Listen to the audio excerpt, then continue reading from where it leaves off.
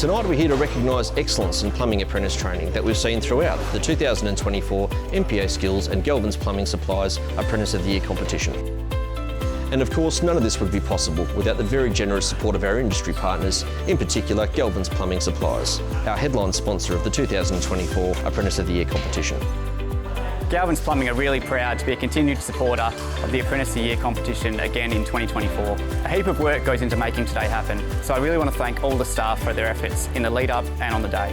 To the 12 apprentices here today, I just want to say congratulations on making the final. It's a huge accomplishment in itself, and the quality of your work really shows the commitment to the trade and also the commitment from your trainers and also your host employees. So good luck today, and I can't wait to see who the winner is. So for this year's competition, we have 12 finalists. We select them through a process that we always use, i.e. a theory assessment and an interview that's done over the phone. On the day of the competition, the apprentices are asked to showcase their skills. At the completion of the day's competition, we have 4 judges that will be walking through the jobs and marking them according to a scale which has been set with certain tolerances, so we need to be specific and accurate in the work that we deliver. And I would just like to thank all the competitors for being here and wish them good luck.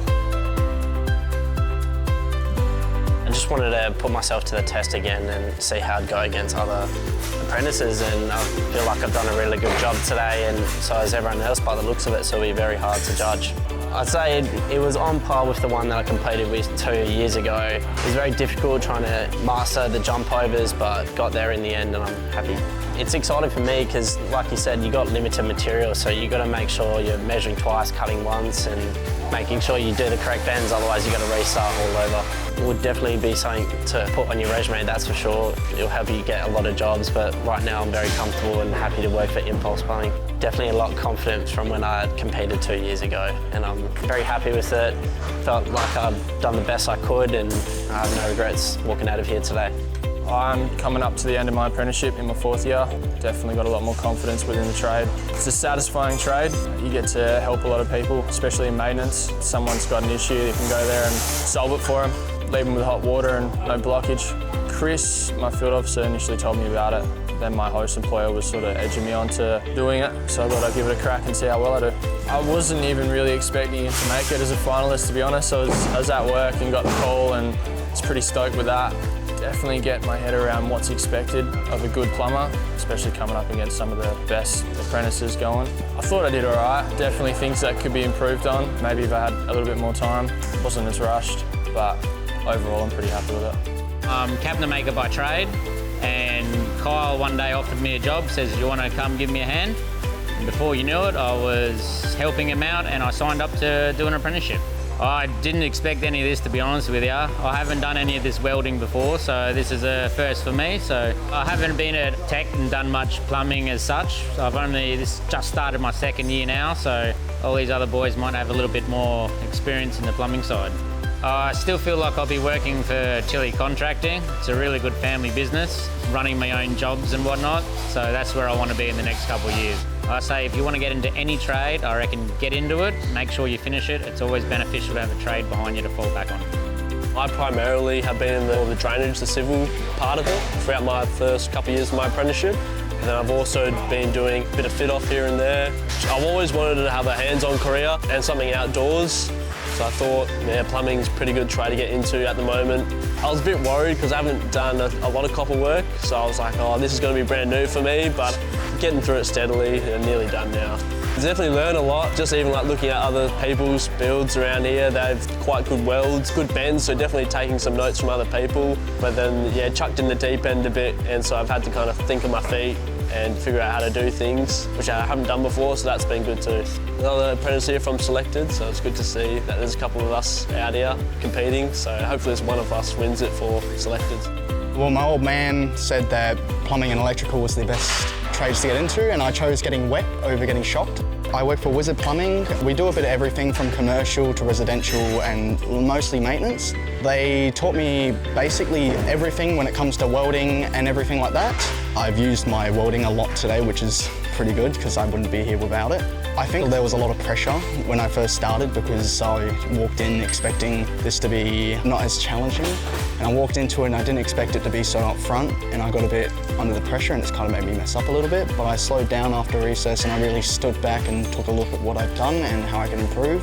Honestly, getting this job done, today done because it's stressful, but once I'm done, hopefully I'd like to start my own business one day, and that's what I'm really looking forward to be honest. I really like to be challenged mentally, having to really think out your project before you start putting it all together.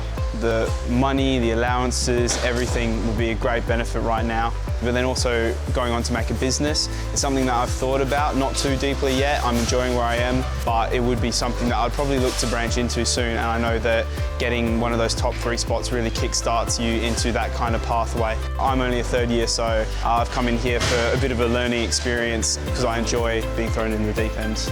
I'd like to really refine my trade. I feel like I'm quite diverse with the hosts I've had, the experiences I've had in all the plumbing I kind of know how to do, but I'd really like to really refine in and become quite a quality tradesman. So far I'm doing all right. I made a small mistake at the beginning and I corrected, so it's all right.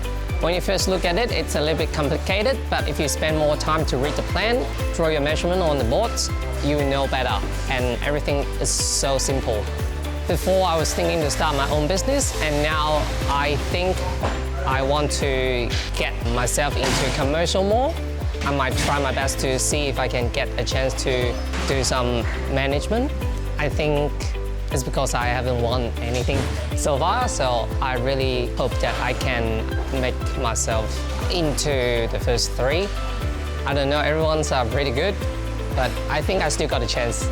The inspiration from it, I would say, would be the uniqueness of it and how you can't just pick up any plumbing tool and say, hey, I'm a plumber now. You need to actually do the time and learn the skill in order to be able to be proficient at the skill. I would say, as it always will be, would be using my mechanical bending skills. Those always need to be refined day in, day out. So it's always something exciting that I get to work on. Making sure spacing between bends are correct and making sure you're bending it on the right side and the right direction. Overcoming that would be to take my time and breathe before I pull a bend. Give it a red hot crack, make sure you try your best and be okay with whatever outcomes there are. A few of the boys from our company has participated in over the years, so it was sort of when every time the Cub's up, it goes, are you going for it? It's like, might as well, it's my last chance to before I go off into the big bad world. So I would have to thank my grandfather. He's a drainer. He actually showed me that being a plumber was more than just unclogging toilets and changing over tap washers. I love welding with copper, always have. I prefer the bigger stuff more than 15 mil. You're under the pressure because of the time. You can't really cruise through it. You've only got a certain amount of time to do the copper work, all the plastic pipe, and then now the PVC stacks. I'm happy just to be in the top 12. If I make it in the top 3, that's a bonus really. I'm just happy I made the top 12 and get to try and prove myself a little. Yeah, I had a go last year and I did all right. I just wanted to have another go this year and see how I've improved and how everyone else has as well. Just double checking everything, make sure you're checking your work, checking the plans. You can't go back once you've stuffed up, so make sure it's right. It's good this year to see the score sheet. You get to see what they're actually going to pick on and know what's more important. If you're going to lose 2 points to gain 10 somewhere else, it's probably better doing that. You can't just be good at one thing. You can't just be perfect at bending copper, because if you can't weld or you can't cut pipes straight or you're messy with your glue, that'll cost you in the end. In the next few years, still working for my boss and then moving back to the country to hopefully one day start my own business. I got into it at 30 years of age. I'd been in the mines and I did a bit of work experience with a few different plumbers. Basically just really enjoyed that. This has been a very good challenge today. It's basically just working with your hand skills, brazing, bending copper, and then we go over to our drainage. We're doing 50 mil, 40 mil DWV with 100 mil drain along the ground, so it's been good. You know, throughout my time, I've had to learn to slow down. So for me, it's been just pre-planning, getting my materials in place, marking out on the wall, because you've only got a limited amount of material that you can use that's been given to each student. So it's basically just pre-plan, get your measure twice and just cut once. I like that there's standards and you've got to meet them. You know, it's not a cowboy industry as such. You've got to be professional. This event is without rival in WA, as it brings together the very best apprentices from across the state and puts them through a variety of challenges, both technical and mental. Out of this competition come many stories of perseverance and also learnings that our competitors will take with them throughout their professional journey. Our industry deserves this level of competition, and we thank very much all of those people who have helped make this a success, from host employers to our industry partners, staff, but most importantly, the apprentices here. Good luck tonight.